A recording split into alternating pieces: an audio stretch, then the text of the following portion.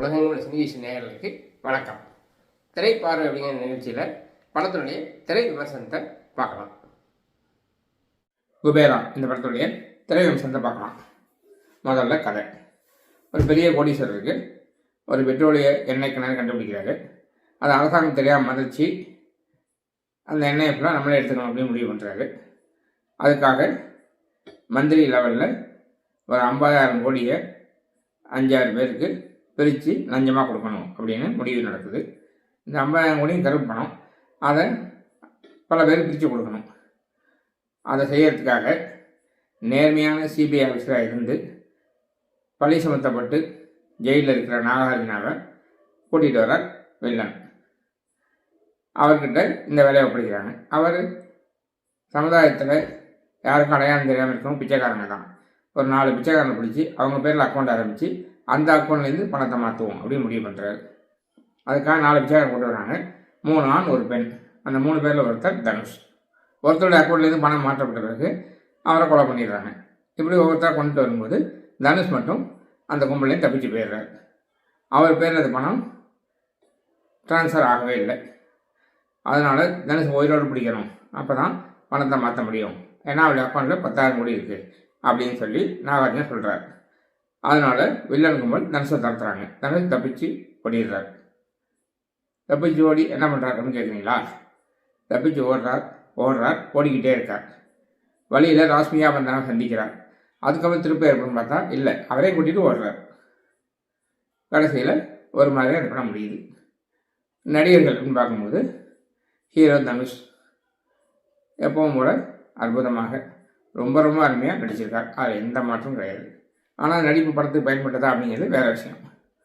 Rashmika bandana நடிப்பை பற்றி சொல்கிறது பெருசாக ஒன்றும் இல்லை. நாகார்ஜுனா எவ்வளோ பெரிய ஹீரோ, அவரை கூட்டு வந்து வேஸ்ட் பண்ணியிருக்காங்க அப்படின்னா சொல்லணும். வில்லனாக ஜிம் ஷார்ப். இவர் பெரும்பாலும் தனுஷ் பண்ண வில்லன் மிஷினதாக ஒருத்தர் போடுவாங்க. அவருக்கும் தனுஷுக்கும் பெரிய சீன் இருக்காது. ஆனால் இந்த கதையில் வில்லன் தான் முக்கியமான கேரக்டர். இப்படி எவ்வளோ பெரிய வில்லன் கேரக்டருக்கு ஒரு நல்ல எஸ்டாப்ளிஷ் நடிகரை போட்டிருக்கலாம்.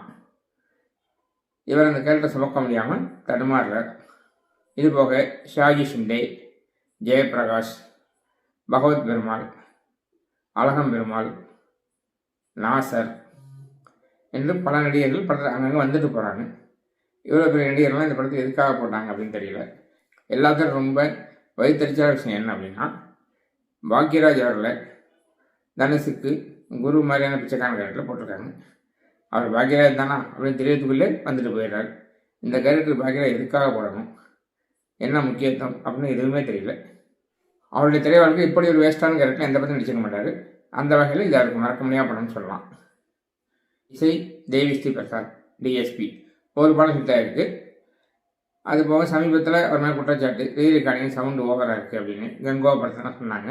இதுலேயும் அதே மாதிரி சவுண்டு ஓவராக பண்ணி நம்ம காதுகளை ரெடி பண்ணுறாரு. டைரக்ஷன் சேகர் கமலா.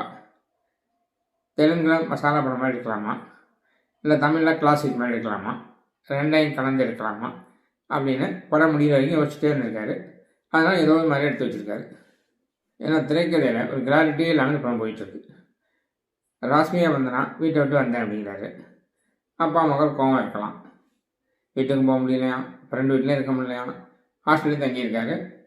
அவருடைய அப்பா அம்மாவோ மற்றவங்களோ அவரை கண்டுக்கவே இல்லை. அம்மாவும் தண்ணி தெளிச்சு விட்டாங்க. இப்படி ஒரு கேரக்டர். அதே மாதிரி செய்யாத தப்புக்காக பழி சுமத்தப்படி ஜெயிலில் இருக்கார் நாகார்ஜுனா. விசாரணை நடந்துகிட்டே இருக்குது. விசாரணை முடிந்து 7 வருடம் தண்டனை கொடுக்கப்பட்டு சிறைக்கு சென்று விடுகிறார். அப்படிப்பட்டவரை ஜெயிலேருந்து எப்படி வில்லன் கூட்டு வந்தாங்கன்னு தெரியல. நாங்கள் தான் அவனை கூட்டு வந்தோம், திரும்ப நினச்சா ஜெயிலுக்கு அனுப்பிடுவோம் அப்படின்னு சொல்லிட்டு இருக்காங்க. இது என்ன லாஜிக்னு புரியல. அவர் பாட்டு போலீஸ் ஸ்டேஷனுக்கு போகிறாரு, சிபிஐ ஆஃபீஸர்னு கரெக்டாக காட்டுறாரு. இதெல்லாம் என்ன காமெடின்னு புரியல. நாகார்ஜுனா எவ்வளோ பெரிய ஆக்ஷன் ஹீரோன்னு தெரியும். அவரும் சரி தனுஷும் சரி படமுக்கு வில்லங்களுக்கு பயந்து நடிக்கிட்டே இருக்காங்க. இவர் திருப்பி ஒரு அடியா அடிங்கயா அப்படின்னு மக்கள்லாம் கெஞ்சின பிறகு போனால் போதுன்னு ஒரு துப்பாக்கி சண்டை வச்சுருக்காங்க நாகார்ஜுனாவுக்கு. தனுஷுக்கு அதுவும் கிடையாது. ஓடிக்கிட்டே இருக்காரு. கிளைமேக்ஸ் கடைசியாக வில்லன் தட்டுறாரு. நாகார்ஜுனா கேரக்டர் நல்லவனா கெட்டவனா, தனுஷ் உதவுறாரா இல்லை குடும்பத்தை காப்பாற்ற பார்க்குறாரா, அப்படியே கொண்டு போய் எப்படி முடிக்கன்னு தெரியாமல் கடைசியாக சாகடிச்சிட்டாங்க.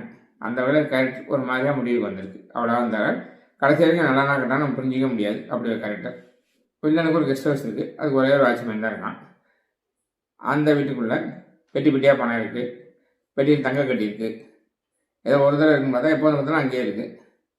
அதிலே கொஞ்சம் பணத்தை எடுத்துகிட்டு போகிறார் தனுஷ். எதுவுமே வில்லன் கண்டுக்கலை. இப்படி ஒரு லாஜிக் இல்லாத காட்சி. படம் முழுக்கே லாஜிக்ங்கிறது சுத்தம் தூக்கி போட்டு எடுத்திருக்காங்க. திடீர்னு தனுஷ் என் பேரில் 10,000 கோடி பணம் எனக்கே வேணும், இதை வச்சு நான் பிச்சைக்காரன் வாழ்க்கை எப்படிலாம் உயர்த்த போகிறேன் அப்படிங்கிறாரு. அதுக்காக எந்த முயற்சியும் பண்ணலை. கடைசியில் வில்லனை கொண்டுட்டு குழந்தை தூக்கிட்டு பேசாமல் போயிடுறாரு. இதில் பிரச்சனையாக முடிஞ்சிடுமா? அவ்வளோ இப்போ வில்லன் கூட்டம் இவர் சும்மா விட்டுருவாங்களா? எதுக்கும் எந்த முடிவு இல்லாமல் அம்போன்னு நிற்கிது திரைக்குது. இதில் பிச்சைக்காரோட வாழ்க்கையின் கஷ்டத்தை சொல்கிறேன் அப்படின்னு சொல்ல முயற்சி பண்ணியிருக்காரா? இல்லை அரசியல்வாதிகளும் பெரிய தொழிலதிபர்களும் கை கோத்துக்கிட்டு இந்த நாட்டின் இயற்கை வளங்களை எப்படி சுரண்டுறாங்க அப்படின்னு காட்ட முயற்சி பண்ணியிருக்காரா? இல்லை சமுதாயத்தில் மேல்மட்டத்தில் இருக்கக்கூடியவங்க அடிமட்டத்தில் இருக்கக்கூடியவங்களை தங்களுடைய சுயலாபத்துக்கு எப்படி பயன்படுத்திக்காங்க அப்படின்னு காட்ட நினைக்கிறாரா? இப்படி எதுவுமே இல்லாமல் அப்படியே அப்படியே அப்படியே எல்லாத்தையும் கொஞ்சம் கொஞ்சம் தொட்டு தொட்டு போகுது இந்த கதை. எதுலேயும் நிறைவில்லை, திரைக்கதையில் தெளிவில்லை. படத்தை குறிப்பிடத்துக்கு விஷயம் அப்படின்னா தனுஷ் நடிப்பு மட்டும் தான் சொல்ல முடியும். அப்புறம் இன்னொரு முக்கியமாக படத்தில் நீளம் 3 மணி நேரம் ஓடுது.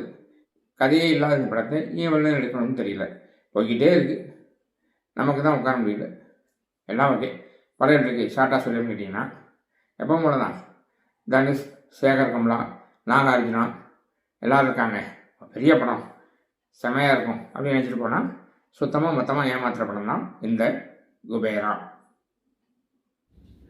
இது போன்ற சினிமா செய்திகளை தெரிஞ்சுக்கிறதுக்கு இந்த சேனலை லைக் பண்ணுங்கள், ஷேர் பண்ணுங்கள், சப்ஸ்கிரைப் பண்ணுங்கள். கூடவே அந்த பெல் பட்டனை ப்ரெஸ் பண்ணுங்கள். எங்களுடைய வீடியோக்கள் உடனுக்குடன் உங்கள்கிட்ட வந்து சேரும். நன்றி.